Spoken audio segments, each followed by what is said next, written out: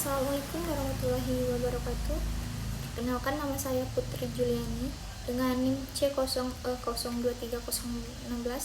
Baiklah, di sini saya akan presentasikan makalah saya yang berjudul Struktur Organisasi, Pohon Kinerja dan Perjanjian Kinerja serta Tunjangan Berbasis Kinerja. Baiklah, latar belakang makalah saya. Struktur organisasi yang tepat menjadi landasan penting dalam memfasilitasikan aliran informasi dan pengambilan keputusan yang efektif. Sementara itu, konsep pohon kinerja muncul sebagai alasan visualisasi yang powerful untuk menghubungkan strategi organisasi dengan metrik kinerja spesifik. Perjanjian kinerja hadir sebagai instrumen untuk menetapkan ekspektasi yang jelas antara karyawan dan manajemen. Sementara tunjangan berbasis kinerja berfungsi sebagai katalis untuk meningkatkan motivasi dan produktivitas. Baiklah, selanjutnya struktur organisasi. Struktur organisasi merupakan fondasi dari setiap entitas bisnis, menetapkan kerangka kerja formal di mana tugas dibagi, dikelompokkan, dan dikoordinasikan. Dalam era bisnis yang semakin kompleks dan dinamis, desain struktur organisasi yang efektif menjadi semakin krusial. Struktur yang tepat dapat meningkatkan efisien operasional, mempercepat pengambilan keputusan, dan memfasilitasikan aliran informasi yang lancar di seluruh organisasi. Aspek penting lainnya adalah bagaimana struktur organisasi mempengaruhi budaya perusahaan. Struktur yang terlalu hierarkis dapat menghambat komunikasi terbuka dan inovasi, sementara struktur yang terlalu longgar dapat menyebabkan kebingungan dan kekurangnya akuntabilitas. Oleh karena itu, desain struktur harus mempertimbangkan tidak hanya efisiennya operasionalnya, tetapi juga berdampak terhadap dinamika sosial dan budaya dalam organisasi. Selanjutnya, pohon kinerja. Konsep pohon kinerja merupakan inovasi yang penting dalam bidang manajemen kinerja organisasi sebagai alat visualisasi yang powerful.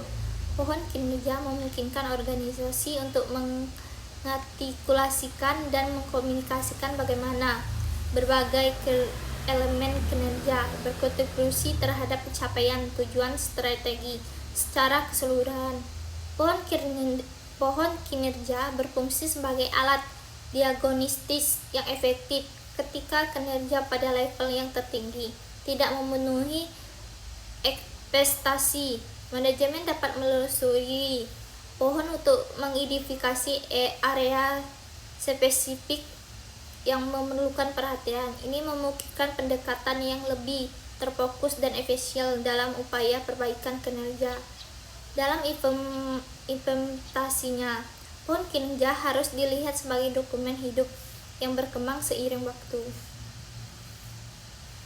Baiklah, selanjutnya perjanjian kinerja.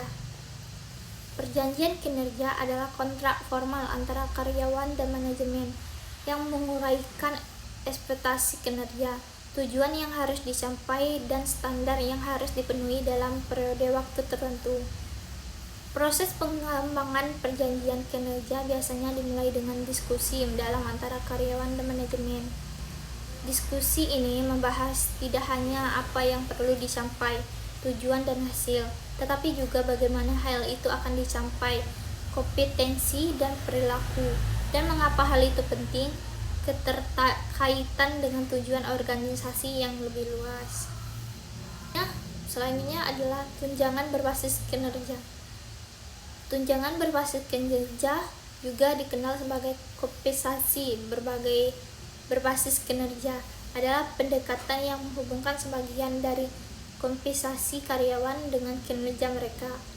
Konsep ini didasarkan pada prinsip bahwa menghubungkan imbalan dengan kinerja akan memotivasi karyawan untuk mencapai tingkat produktivitas yang lebih tinggi. Sistem tunjangan berbasis kinerja dapat mengambil berbagai bentuk termasuk 1. Bonus tahunan berdasarkan pencapaian tujuan individu atau organisasi. 2. Kenaikan gaji berbasis merit yang mencerminkan kinerja jangka panjang. 3. Insentif jangka pendek untuk mencapaikan tujuan spesifik atau proyek. 4. Pembagian keuntungan yang menghubungkan kompensasi dengan keberhasilan finansial perusahaan. 5. Opsi saham atau kepemilikan saham karyawan yang menyelaraskan kepentingan karyawan dengan pemegang saham. Baiklah, yang terakhir, kesimpulan. Struktur organisasi membentuk kerangka dasar di mana semua aktivitas organisasi berlangsung. Desain struktur yang tepat sangat penting untuk memfasilitasi aliran informasi, pengambilan keputusan yang efektif, dan koordinasi antar unit.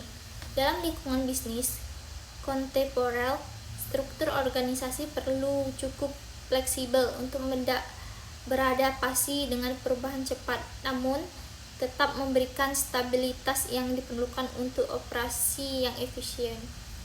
Baiklah, sekian dari presentasi dari saya.